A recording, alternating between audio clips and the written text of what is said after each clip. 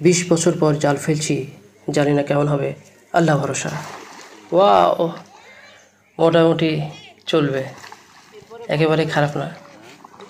পুকুরে মাছ আছে পাঙাশ।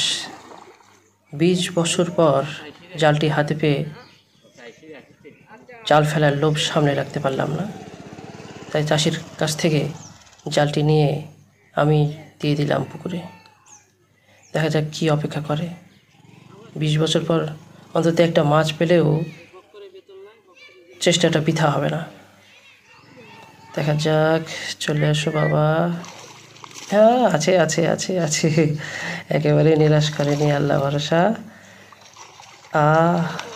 চলে আসো চলে আসো। ওরে বাবা, বাজলো কিসে? পেতে গেছে নাকি মাছের ওজন? ভাই ধরেন। ওয়াও, কমপক্ষে 20টা মাছ হবে না?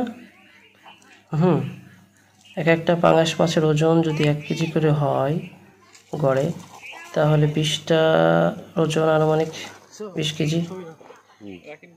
তাহলে 20 বছর পর জাল ফেলে 20 কেজি মাছ পুরাই বাজিমাত করে দিলাম।